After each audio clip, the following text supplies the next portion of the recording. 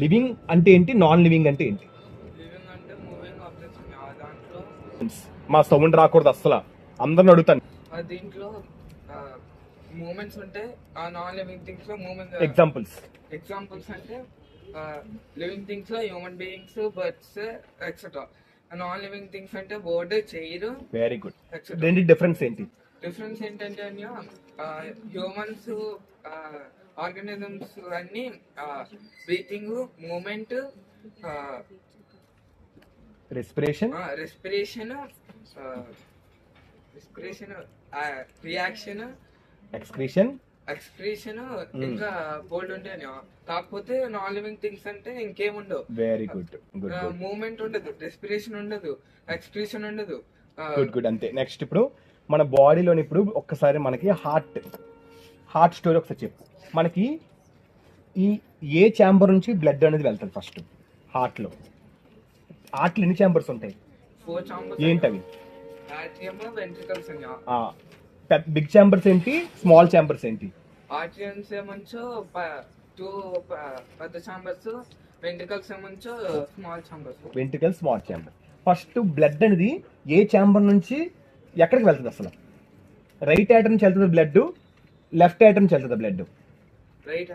Right యాటర్ ఏ blood వెళ్తుంది? Oxygenated blood వెళ్తుందా, deoxygenated blood వెళ్తుందా? డిఆక్సిజన్ బ్లడ్ వెళ్తుంది. ఆ డిఆక్సిజన్ బ్లడ్ ఎక్కడికి వెళ్తుంది? లంగ్స్.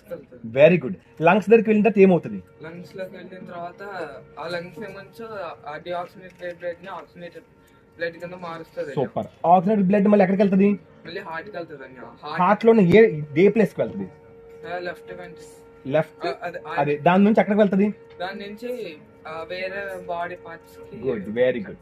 ఇప్పుడు రెడ్ బ్లడ్ సెల్స్ ఏం చేస్తాయి మన బాడీలో? రెడ్ బ్లడ్ సెల్స్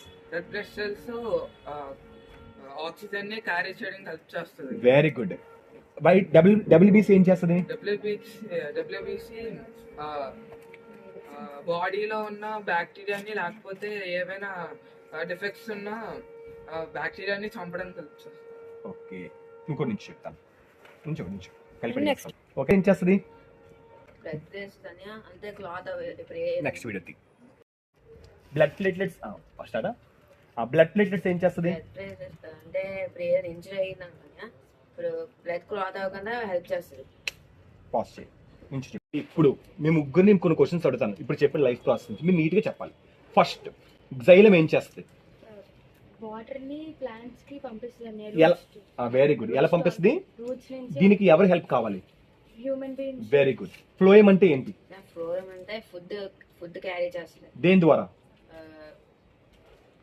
ఇక్కడ ఎవరు హెల్ప్ కావాలి? అది ఇండివిజువల్ ఫోటోసింథసిస్ వల్ల. అది దానికి ఎవరు కావాలి? సన్లైట్. అలా చెప్పు. ఓకేనమ్మా. ఇప్పుడు తనకు జైలం చెప్పాడు, తిని ఫ్లోయం చెప్పాడు. జైలం అంటే ఏంటి? జైలం ప్రాసెస్ ఏంటి? ఫ్లోయం ప్రాసెస్ ఏంటి? జైలం వాటర్ తీసుకొని ప్లాంట్స్ కి. అదేనా? దాన్ని ఏమంటారు? అది ఏ కేటగిరీకి వెళ్తుంది? ట్రాన్స్పిరేషన్. Very good. మరి ఫ్లోయం కేటగిరీ ఏంటి? ట్రాన్స్లోకేషన్. సూపర్, ఎక్సలెంట్, అయిపోయింది. ఇప్పుడు నువ్వు చెప్పు, ఆర్బీసీ పని ఏం చేస్తుంది? బ్లడ్ ని చెప్పు. బ్లడ్ కి ఆక్సిజన్ సప్లై చేసి డెలివరీ చేస్తుంది. డబ్ల్యూబీసీ ఏం చేస్తుంది? డబ్ల్యూబీసీ మన బాడీలో ఉన్న బ్యాక్టీరియాని చంపుతుంది అంటే బ్లడ్ లో. Very good. బ్లడ్ ప్లేట్లెట్స్ ఏం చేస్తుంది? బ్లడ్ ప్లేట్లెట్స్ బ్లడ్ క్లాట్ అవ్వకుండా అవుటర్ బాడీ పార్ట్స్ నుంచి బ్లడ్ క్లాట్ అవ్వకుండా హెల్ప్ చేస్తుంది. Good, very good. ఇప్పుడు డయాలసిస్ అంటే ఏంటి అసలు? కిడ్నీ ఫెయిల్ అయిపోతే ఆ ప్రాసెస్ చేస్తారండి. ఏం చేస్తారు అసలు? కిడ్నీ పాడైపోతే ఇంకో కిడ్నీ ఆర్టిఫిషియల్ కిడ్నీ, దాన్ని ఏమంటారు? డయాలసిస్ అని అంటారు. Good, very good. నెఫ్రాన్ అంటే ఏంటి? నెఫ్రాన్ అంటే కిడ్నీలో ఉన్నది అంటే నెఫ్రాన్ క్లీన్ చేస్తాను. బాడీలో ఉన్న వాటర్. ఆ నెఫ్రాన్స్ ఎక్కడ ఉంటాయి? కిడ్నీలో అంటే చెప్పండి. కిడ్నీలో ఉంటాయి. ఎన్ని ఉంటాయి నెఫ్రాన్స్? ఒకటా రెండా? ఇక్కడ నెఫ్రాన్స్ ఎన్ని ఉంటాయి? 2 million. Very good. 2 million అని కాదు, ఎన్నైనా ఉండొచ్చు అవి. ఓకేనమ్మా. ఇప్పుడు నువ్వు చెప్పు. ఇప్పుడు కిడ్నీ ఏం చేస్తుంది? కిడ్నీ వాటర్ ని ఫిల్టర్ చేస్తుంది. ఫిల్టర్ చేసి ఎక్కడ తీసుకెళ్తుంది? ఫస్ట్ పైప్ ఉంటదండి. ఆ పైప్ పేరు ఏంటి? చెప్పు. రైట్. పలకలేడు. యూరేటర్. ఏంటి? యూరేటర్ నుంచి ఎక్కడ తీసుకెళ్తుంది? యూరేటర్ నుంచి యూరినరీ బ్లాడర్. సూపర్. యూరినరీ బ్లేడర్ అంటే ఎందుకు యూరినరీ బ్లేడర్ స్టోర్ చేయగలదు? ఎందుకంటే strong muscular. Muscular organ. Urinary బ్లేడర్ తర్వాత ఎక్కడికి వెళ్తుంది అది? యురేత్రా. యూరెత్రా. ఇది డన్. ఇప్పుడు చెప్పండి, సిస్టాలిక్ ప్రెషర్ అంటే ఏంటి? సిస్టాలిక్ ప్రెషర్ అంటే బాడీలో ఇప్పుడు బాడీ అంతా హై బీపీయా లో బీపీయా? Systolic pressure low BP. మరి హై బీపీ ఏంటి? ఐబీపీ అంటే సిస్టలిక్. Very good. ఎంత ఉండాలి అది? మ్యాక్స్. 120. Very good. మరి లో బీపీ అంటే? లోపలికి 180 ఉంటుంది. 80. 100 చచ్చిపోతాడు. ఓకేనమ్మా? 80. అదే pressure. Systolic pressure, high BP. Diastolic pressure. Very good. ఇప్పుడు ఈ హై బీపీ లో బీపీ బీపీని కొలిచే యంత్రం ఏంటి? సిగ్మోమీటర్. ఓకేనా? సిగ్మోమీటర్. డన్. Very good. ఇప్పుడు మనము ఏది పిలుస్తాం, ఏది వదులుతాం? ఆక్సిజన్ పీలుస్తాము, కార్బన్ డైఆక్సైడ్. చెట్లు ఏం చేస్తాయి? కార్బన్ డైఆక్సైడ్ ని తీసుకొని ఆక్సిజన్ ఉంది. డన్. ఇప్పుడు నెక్స్ట్, మన బాడీలోని ఒక హార్ట్ ఉంది కదా, ఆ హార్ట్ ఏ సైజులో ఉంటుంది? ఫిస్ట్ సైజులో ఉంటుంది. ఇప్పుడు మనకి మన బాడీలో హార్ట్ ని ఏ మెషిన్ అంటారు? పంపింగ్. సూపర్. ఏ మెషిన్? Pumping machine. గుడ్. ఒక్కసారి లివింగ్ థింగ్స్కి వెళ్దాం. Living things, non living things.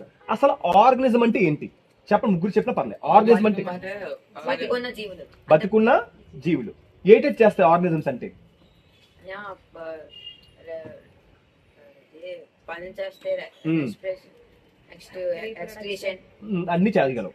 ఓకేనమ్మా? డన్. ఇప్పుడు నెక్స్ట్, కార్బన్ డైఆక్సైడ్ ని అబ్జర్వ్ చేసుకుంటాం. HCl hydrochloric. Hydrochloric acid. ఇక్కడ ఉన్న క్రిములు మనం తినే ఆహారంలో ఏమైనా అది. గుడ్. స్టొమాటో ఏం చేస్తుంది? టొమాటో ఏమొచ్చి ఇప్పుడు ఆక్సిజన్ తీసుకుంటుంది. టైనీ. స్టొమాటోలు ఏముంటాయి? అంటే లీఫ్ మీద టైనీ హోల్స్ ఉంటాయి. ఓకేనమ్మా? అందులోకి ఏం తీసుకుంటుంది? వాటర్ తీసుకుంటది. తీసుకున్న తర్వాత వాటర్ ఎలా మారుస్తుంది? సూపర్. ఎలా మారుస్తుంది? ఆవిరిగా మారుస్తుంది. వేపర్. ముగ్గురు చెప్పారు. వీళ్ళు ముగ్గురు కదా, ఇప్పుడు మీరు ఎవరన్నా అలాగే చెప్తారు. నో డౌట్ అండి. మన టైం లేదు కాబట్టి ప్రజెంట్ ముగ్గురితో మనం అడిగాం. ఎవరన్నా మీరు ఇంకా బాగా చెప్పగలరు. ఓకేనమ్మా? ఇప్పుడు మనకి ఏంటి చెప్పిందంతా లెసన్ అంతా మీరు క్లియర్గా ఎక్స్ప్లెయిన్ చేస్తున్నారు. నాకే ఎక్స్ప్లెయిన్ చేస్తారంటే మీ ఇంట్లో మీ పేరెంట్స్కి ఈజీగా ఎక్స్ప్లెయిన్ చేయగలరు, మీ టీచర్స్కి ఈజీగా ఎక్స్ప్లెయిన్ చేయగలరు, మీ ఫ్రెండ్స్కి ఇంకా బాగా ఎక్స్ప్లెయిన్ చేయగలరు. ఫ్రీగా ఉంటారు కాబట్టి ఇప్పుడు ఏంటి మీ ప్రాబ్లము? మీరు రాయింది, మీరు చెప్పేది బుక్లో కరెక్ట్గా రాయలేకపోతున్నారు. మెయిన్ రీజన్ ఏంటి? ఆ బుక్లో రాయకపోవడానికి మెయిన్ రీజన్ మనకి 4 స్కిల్స్ ఉంటాయి. LSRW skills. Listening, speaking, reading, writing. మీరు రీడింగ్ చేసేస్తున్నారు, కష్టపడి చదివేస్తున్నారు. లిజనింగ్ వింటున్నారు, స్పీకింగ్ దగ్గర అసలు రావట్లేదు. స్పీకింగ్ ఎప్పుడు అడిగితే మీరు చెప్తారు. బాగా రిమూవ్ చేసేది రైటింగ్ అస్సలు చేయట్లేదు. ఈ 4 బ్యాలెన్స్ చేస్తేనే మీరు ఎంతైనా వస్తుంది. 4లో ఒక్కటి మిస్ అయిపోయినా రాదు. మీరు రైటింగ్ బాగా చేసి రీడింగ్ చేయకపోతే రైటింగ్ రాయలేదు కదా. కాబట్టి మీరు ఏం చేయాలి? కొన్ని ఆన్సర్స్ ని ఇప్పుడు చెప్పిన తర్వాత మీరు ఇంటికి వెళ్ళిన తర్వాత టెక్స్ట్ బుక్స్ లేదా మీ మెటీరియల్స్ లేదా నేను ఇచ్చిన మెటీరియల్స్ ఏమైనా ఉంటే అందులో ఆన్సర్స్ ఒక్కసారి వెంటనే చదవండి. మీకు వెంటనే గుర్తుండిపోద్ది. చెప్పిన తర్వాత ఇప్పుడు ఇదే క్వశ్చన్స్ మీ తర్వాత ఒక 1 మంత్ అయిన తర్వాత అప్పుడు చెప్పగలరు, ఎంత డెఫినెట్గా చెప్పలేరు. మళ్ళీ చూసుకున్న తర్వాత మీరు చెప్తారు. కాబట్టి మన బుర్రలోకి ఎక్కాలంటే ఏం చేయాలి? వెంటనే రాసేయాలి. చదివిన ఆన్సర్ చదివితే గుర్తుండదు, చూడకుండా రాస్తేనే గుర్తుంటుంది. పెద్ద క్వశ్చన్లు నేను చూడకుండా 15 మార్కుల క్వశ్చన్లు నేను చూడకుండా రాసివ్వండి. ఒక ఆన్సర్ నేర్చుకోవడానికి నాకు 2 గంటలు 3 గంటలు పట్టింది. నాకు ఎంఏ ఇంగ్లీష్ చదువుకున్నప్పుడు ఒక ఆన్సర్ని 3 రోజులు నేర్చుకున్నాను. రోజులు కూడా ఉన్నాయి, కానీ పర్ఫెక్ట్ నేర్చుకునేవాడిని. ఒక్కసారి నేర్చుకుంటే నా మైండ్లోనే బీట్ అయ్యేది కాదు, కంప్లీట్గా మైండ్లో బ్లాక్ అయిపోయింది, ఇన్బిల్ట్ అయిపోయింది. అలా నేర్చుకుని ఒక ఆన్సర్ నేర్చుకుంటే మీరు అలా అన్ని నేర్చుకోవద్దు. ఏవైతే ఇంపార్టెంట్ క్వశ్చన్స్ నేను చెప్తానో అవి మాత్రం ఎలా నేర్చుకోవాలంటే మీరు నిద్రలే ప్రాయమన్నా ఆన్సర్ రాసేయాలి. అలా రాసేది carbon dioxide essential for photosynthesis, sunlight is essential for photosynthesis, chlorophyll is essential for photosynthesis, action of saliva and starch. ఈ 4 ఒక ఎస్ఐ పబ్లిక్ పేపర్లో పక్కా పడిపోతుంది కదా. అవి తప్ప మిగతా అంతగా చదవద్దు. ఈ 4 ఎలా చదవాలి? ఇప్పుడు నేను రేపు మీకు మెటీరియల్ ఇస్తాను, నేను నీట్గా రాసిన డయాగ్రామ్తో చాలా బాగా రాసిన ఆన్సర్ అదే మీరు రాస్తారు. అందులో బట్టి పట్టు అదే రాసేయండి. అలా ఏ క్వశ్చన్ అయితే మీకు ఉంటుందో దాన్ని పర్ఫెక్ట్గా రాయాలి. మిగిలినవి అలాగలా చదవండి, పర్లేదు. అర్థం చేసుకున్న కాన్సెప్ట్ అన్ని కాన్సెప్ట్ అర్థం చేసుకొని మీరు ఓన్గా రాయలేదు చూసారా, అప్పుడు మీరు అంత కష్టపడి రాశాడు. కానీ నీకు బయాలజీ 0 మార్క్స్ వచ్చాయి. 0 మార్క్స్ వచ్చి నీకు బయట సబ్జెక్ట్ రాదనా? వాడి బయాలజీ వచ్చు, వాడి కాన్సెప్ట్ వచ్చు, చెప్పగలడు, అన్ని చేయగలడు. కానీ సుఖమేంటి, హ్యాండ్ రైటింగ్ రాదు, సమయంగా ప్రజెంట్ చేయలేకపోతుంది. మైనసే కదా. మనకి హ్యాండ్ రైటింగ్ కూడా important, at the same time presentation కూడా ఇంపార్టెంట్. కాబట్టి ఇప్పుడు మీరు నేర్చుకోవాల్సింది ఏంటి, ఎల్ఎస్ఆర్ బాగానే ఉంది, డబ్ల్యూ లేదు, లిజనింగ్ స్పీకింగ్ రీడింగ్ అంతా బాగున్నాయి, సూపర్గా ఉన్నాయి. కానీ ఏంటి మీ ప్రాబ్లం, రైటింగ్. రేపు నుంచి ఏంటి మీరు హ్యాండ్ రైటింగ్ బుక్స్ పెట్టాలి. హ్యాండ్ రైటింగ్ బుక్స్ పెట్టి ఆ హ్యాండ్ రైటింగ్ బుక్స్ తోని రోజుకో పేజ్ చేయాలి. అలా చేస్తే ఇంటికి వచ్చేస్తుంది. Writing writing spelling mistakes, grammar ఉంటాయి కదా, అది మనం తర్వాత చూద్దాం. స్పెల్లింగ్ మిస్టేక్స్ అంటే నేను చెప్తే ఎలా చేయాలో. మనకు అంతకంటే ముఖ్యం ఏంటి, హ్యాండ్ రైటింగ్. మీరు రాసే భాష అడిగి అర్థం అవ్వాలా? మీరు రాసినట్టు అర్థం కాకపోతే మీరు ఎంత రాస్తే ఏంటి, బుక్లో ఉన్నది ఉన్నట్టుగా రాసినా మీరు రాసినట్టు అర్థం కాకపోతే మీరు ఏమీ చేయలేరు. అర్థమవుతుందా? రేపు నుంచి డబ్ల్యూఎన్ఏ స్కిల్ నేర్చుకోవాలి. దానివల్ల మీకు మార్కులు తక్కువ వస్తున్నాయి. మీ పేరెంట్స్ ఏమనుకుంటున్నారు, పాపం మీరు చదవలేదు అనుకుంటారు, మీకు ఎంత సబ్జెక్ట్ వచ్చినా మీకు తెలియట్లే. వాళ్ళ తప్పులేదు, మీకు మార్కులు తక్కువ వస్తే వాళ్ళు కదా థాట్ వస్తుంది.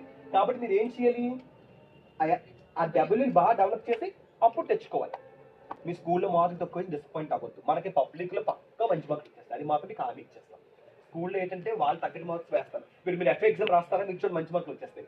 ఎఫ్ అనేది గవర్నమెంట్ పెట్టింది, మీ స్కూల్ పెట్టింది కాదు. స్కూల్ ఏంటంటే కొన్ని అన్ఎంపార్టెంట్ క్వశ్చన్స్ ఇచ్చేస్తున్నారు. కాబట్టి అది దానికోసం మీరు వర్రీ ఏం అవ్వద్దు. మీ పేరెంట్స్ కావాల్సింది మాట్లాడటం, అలాగే మీరు సున్నాలు తెచ్చుకోవద్దు. ఓకేనమ్మా?